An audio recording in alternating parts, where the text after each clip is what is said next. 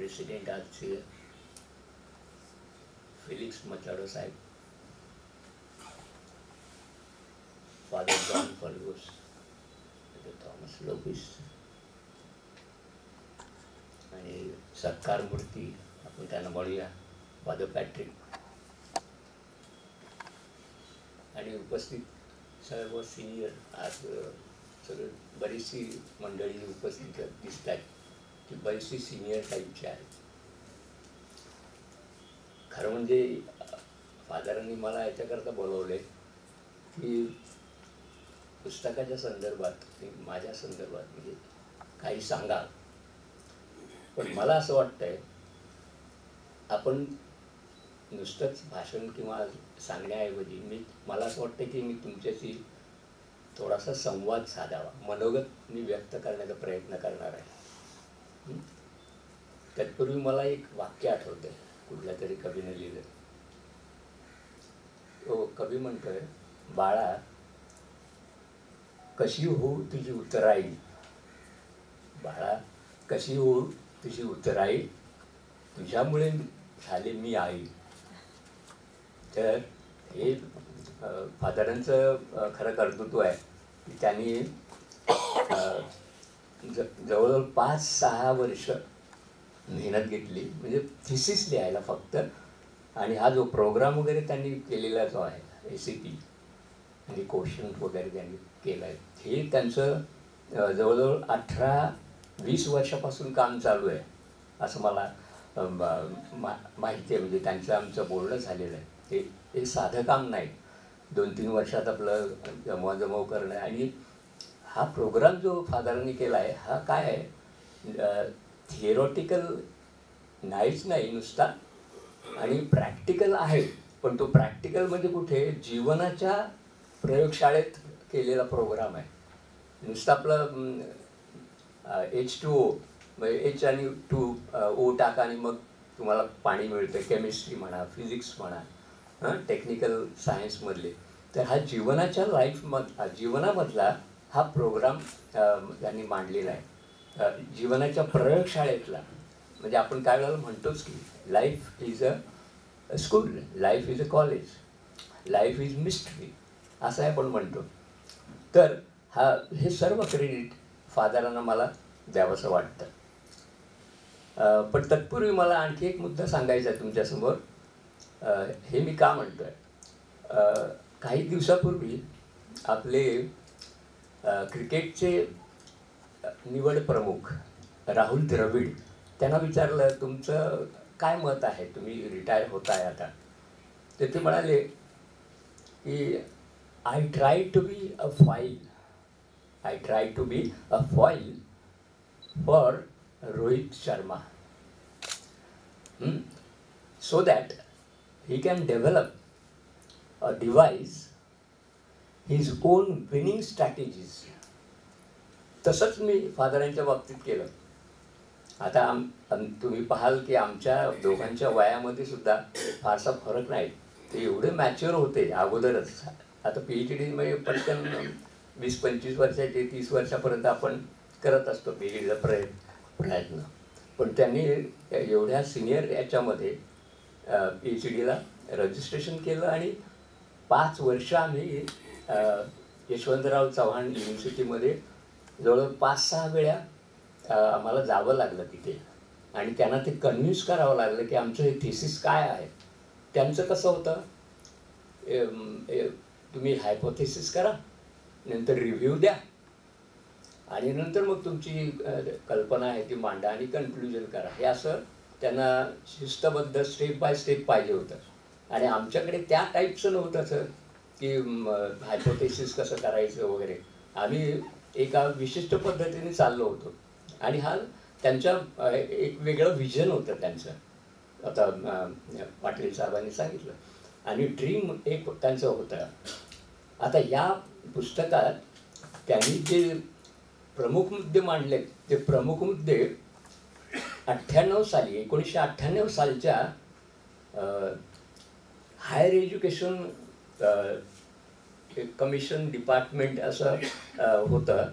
त्यातून त्यांनी 2 आर्टिकल्स निवडून त्यातले हे मुद्दे स्पष्टीकरण करण्याचा प्रयत्न केला आहे. कदाचित असंही असेल की त्या मुद्द्यांच्या ते आर्टिकल आहेत त्याच्या अगोदरच त्यांनी ही सगळी सुरुवात केलेली आहे, कारण ते कधीपासून करतायत हे ह्या विषयावरती काम.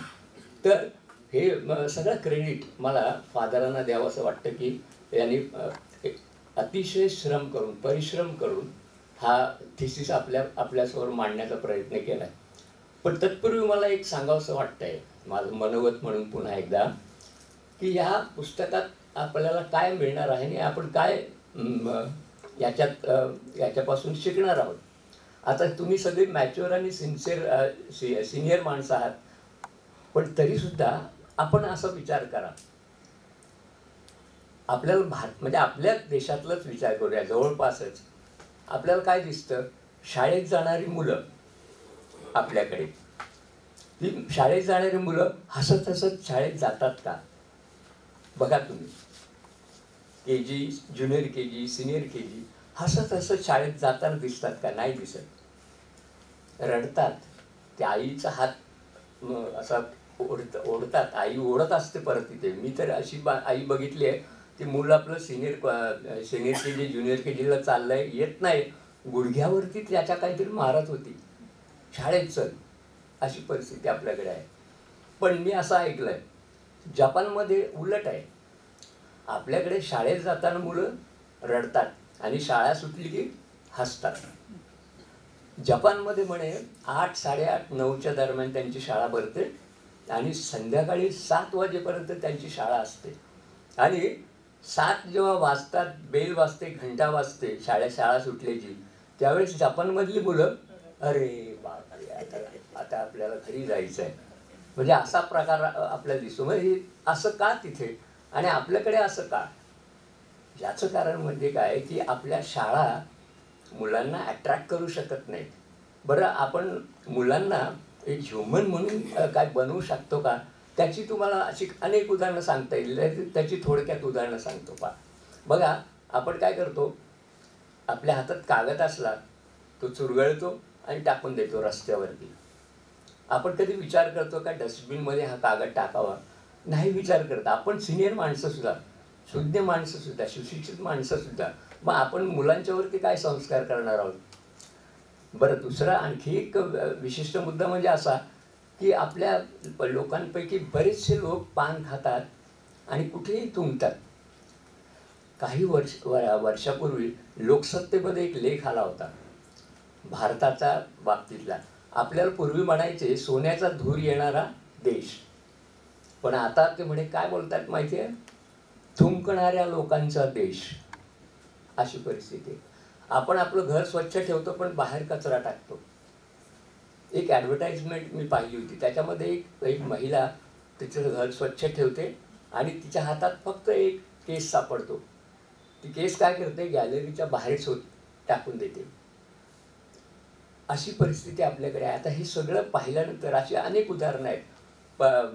रेल्वेमधून तुम्ही प्रवास करता तर तरुण मंडळी काय करते, जागा अडवून बसतात. आता आमच्या सिनियर लोकांकरता 2 बाक असतात, तिथे तरुण मंडळी बसलेली असते आणि ते काय करतात, सिनियर माणूस आला की काय करतात, त्यांच्याकडे मोबाईल असतो असा बघत राहतात किंवा डोळे झाकून झोपल्याचं ढोंग करतात. म्हणजे आता हे का असं करावं लागतं? का करतात की माणसं? सिनियर तिथे लिहिलेलं असून सुद्धा पूर्वी असं करायला लागायचं का? सिनियर माणूस दिसला की लगेच तो उठून जागा देणार किंवा ते एक मान असायचा. आज ही परिस्थिती अशी आहे. म्हणजे काय परिस्थिती आहे की आपण इंडिफरंट आहोत, इंडिफरन्स. आणि मदर टेरेसाने एके ठिकाणी सांगितलं आहे की इंडिफरन्स इज द ग्रेटेस्ट सिन. हो की नाही?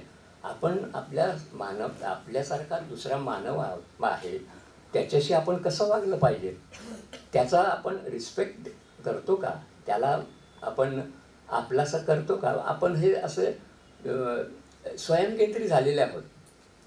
आणि ह्याच्याकरता या अशा पुस्तकांची, या ट्रेजर्सची गरज आहे.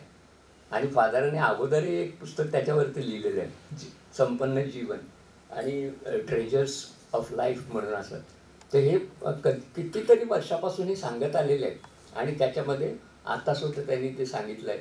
त्यामुळे हे तुम्ही पुस्तक वाचावं आणि लोकांनी वाचावं याची फार गरज आहे. हे सगळं सायकॉलॉजिस्ट लोक सांगतायत, पण आपण ते ऐकत नाहीत, आपण ते पाहत नाहीत, आपण ते वाचत नाही.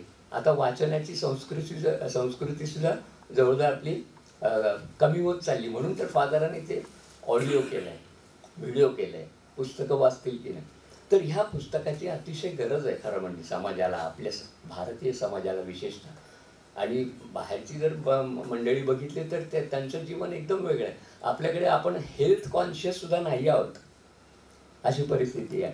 म्हणजे आपण बघा कुठेही जातो, वडापाव खातो, वडापावमध्ये ते कुठलं तेल वापरतात हे कधी विचारच करत नाही आपण. आणि ते सगळ्यात डेंजरस असतं. तेल वापरतात ते पाम ऑइल काहीतरी वापरतात, असला प्रकार आपल्याकडे. म्हणजे तिथपासून आपण मागे राहिलेलो आहोत. म्हणजे तिथून आपल्याला सुरुवात, आपली हेल्थच बिघडली तर काय. आणि मुलांना आपण काय तेच शिकवतो. आता काही शाळा शिकवत आहेत की तुम्ही भाजी पोळी आणा, भाजी भाकरी वगैरे आणा, ही सगळी गोष्ट वेगळी आहे. पण ह्याची गरज आपल्या समाजाला आहे. आणि त्यामुळे हे पुस्तक तुम्ही अवश्य वाचावं. आणि तुम्हीही वाचा, लोकांनाही सांगा, आणि आपल्याला त्याच्यापासून काही शिकता येईल ते पाहायला हरकत नाही. तर हा एक प्रोग्राम फादरांनी केला आहे. आणि ते क्वोशंट वगैरे त्यांनी नवीन प्रस्थापित केलं, मांडण्याचा प्रयत्न केला आहे. कदाचित काय सांगता येत नाही. अल्बर्ट एलिस म्हणून सायकोलॉजिस्ट, सायकोलॉजिस्ट, त्यांचं मला वाटतं ते आयडियल आहे समोर. त्यांच्यासारखे कदाचित फादर पॅट्रिक, त्यांचं मॉडेल कदाचित पुढे येईल आणि त्यांना वेगळी अशी प्रसिद्धी पण मिळू शकते, असंही आपल्याला सांगता येत नाही. म्हणजे इंटरनॅशनल लेवलमध्ये आपण जाऊ शकतो. तर तुम्ही इथे आलात, इथे माझा 2 शब्द ऐकले. आर्चबिशप साहेब, सगळे फादर पॅट्रिक, आभार. थँक्यू. धन्यवाद डॉक्टर रॉबिन काफले.